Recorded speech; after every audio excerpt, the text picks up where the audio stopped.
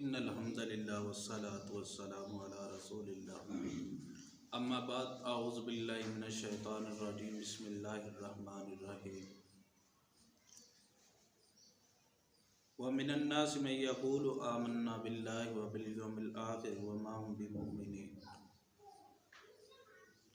سامعین محترم،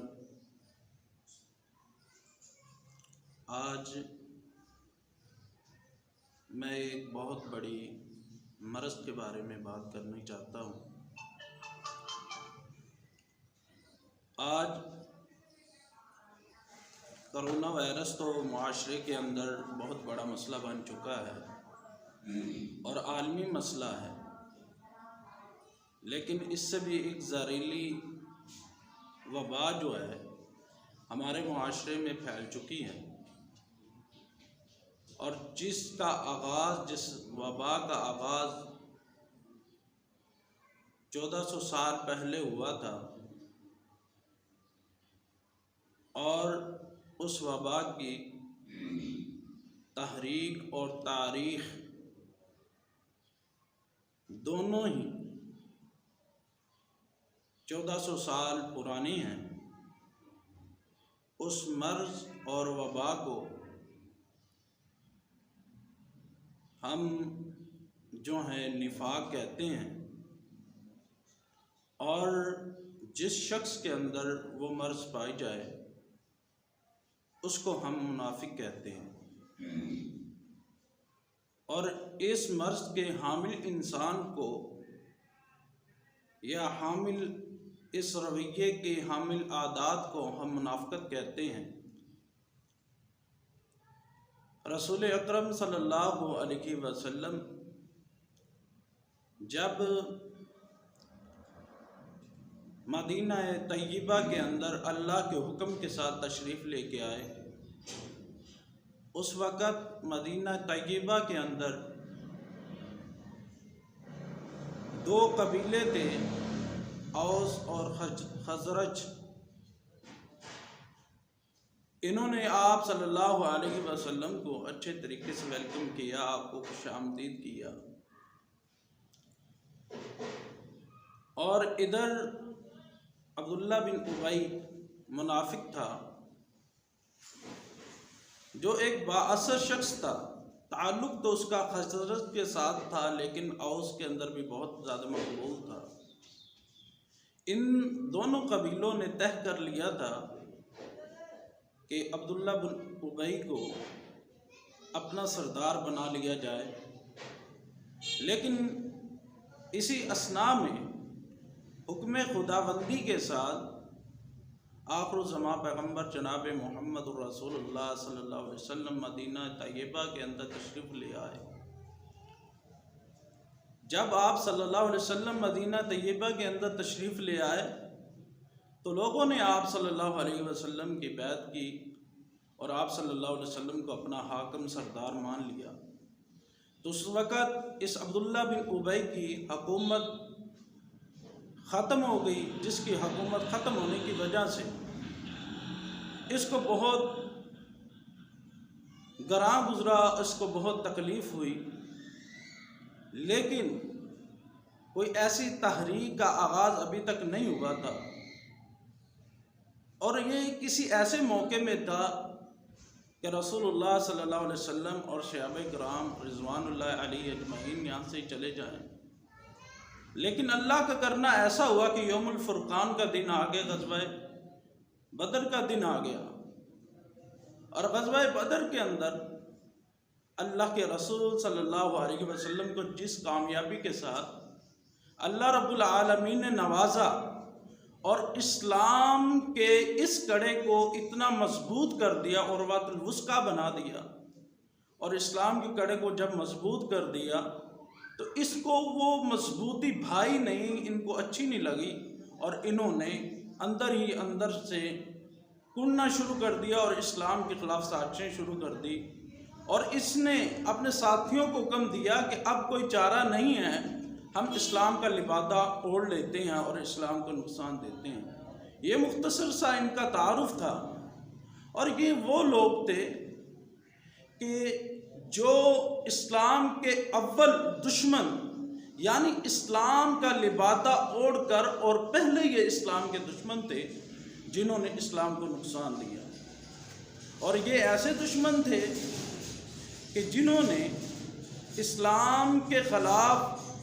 تحریک کا آغاز کیا، اور انہوں نے رسول اکرم صلی اللہ علیہ وسلم کو ختم کرنے کے لیے، نعوذ باللہ آپ کو شہید کرنے کے لیے بھی سازشیں کی، اور اس کے ساتھ ان کا خبیث پودا جو ہے یہاں سے پروان چڑھنا شروع ہوا، اور انہوں نے وہ مسجد جس کی بنیاد تقوی پر تھی اس کے مقابلے کے اندر انہوں نے مسجد زرار تعمیر کی، اور اسلام کے خلاف یہ پہلا گروہ تھا کہ جس نے اسلام کے خلاف پروپیگنڈے کے لیے انہوں نے ایک مرکز بنایا، اور اسی مرکز کے اندر رسول اللہ صلی اللہ علیہ وسلم کو شہید کرنے کے لیے انہوں نے اپنی کوششیں جاری رکھی۔ اور یہی بدبخت وہ گروہ تھا کہ جنہوں نے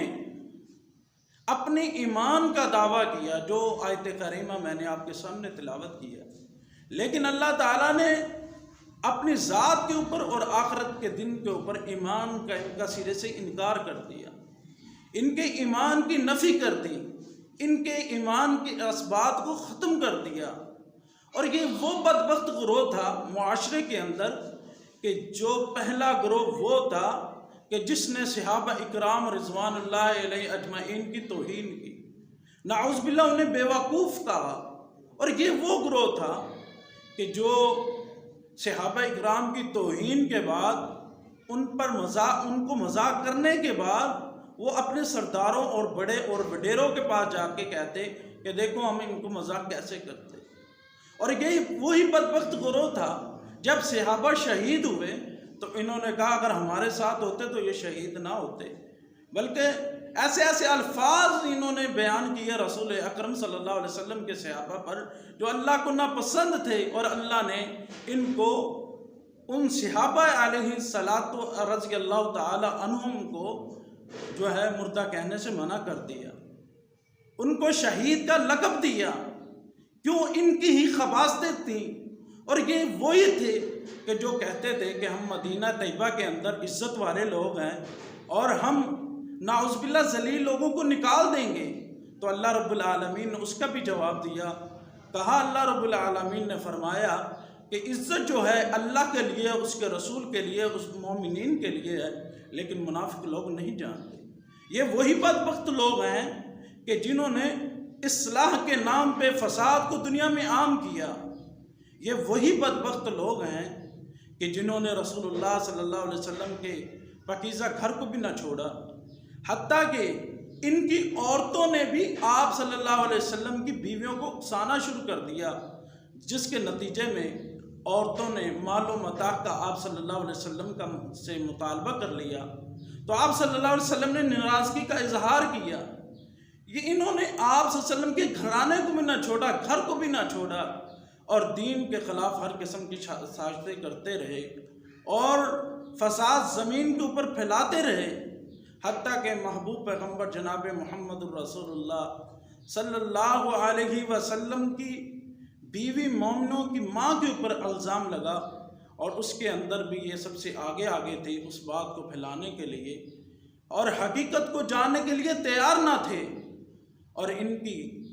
یہ بات اللہ رب العالمین کو ناپسند تھی۔ اور اسی طرح جب اللہ کے رسول صلی اللہ علیہ وسلم صحابہ کو کسی بات کا حکم دیتے، یہ وہی بدبخت تھے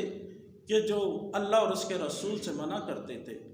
اور جو بات یہ ذہن میں رکھ لیجئے کہ جو انہوں نے اسلام قبول کیا تھا، اللہ کے لیے نہیں قبول کیا تھا، بلکہ اسلام کا لبادہ اوڑھنے کے لیے اور اسلام کو نقصان دینے کے لیے، اسلام کو بنیادی طور پر کمزور کرنے کے لیے، جہاں اخوت، محبت، ہمدردی کا درس دیا جاتا تھا، وہاں یہ لوگ فساد پھیلانے کی کوشش کرنے کے لیے انہوں نے اسلام کا لبادہ اوڑھا تھا، اور یہ اسلام کے سخت ترین دشمن تھے، اور انہوں نے اسلام کی ہر کی جانے والی کوشش کے اندر یہ آڑے آنے لگے، صحابہ کرام کو بہت تکلیفیں دینے لگے، اور صحابہ کرام رضوان اللہ علیہ اجمعین بہت زیادہ پریشان تھے۔ جب اسلام کی کسی معاملے کے اندر صحابہ اکرام رضی اللہ تعالیٰ عنہ دعوت کے میدان کے اندر ہوتے، کسی بھی جگہ پہ ہوتے، یہ لوگ مذاق کرتے تھے اور آپ کا مذاق بناتے تھے۔ اسی بات کے ساتھ میں اتفاق کروں گا، اللہ تعالیٰ ہم سب کو اس کبھی مرض سے بچائے جو عظیم بھی ہے، علیم بھی ہے، عظیم کافر ہونے کی حیثیت سے ہے، علیم منافق ہونے کی حیثیت سے ہے، اور جہنم میں اس کا جو انجام ہے یہ سب سے نچلے ترین گڑھے میں ہوں گے۔ اللہ تعالیٰ ہم سب کو ایسی نجاست سے بچنے کی توفیق عطا فرمائے۔ وآخر دعوانا الحمدللہ رب العالمین۔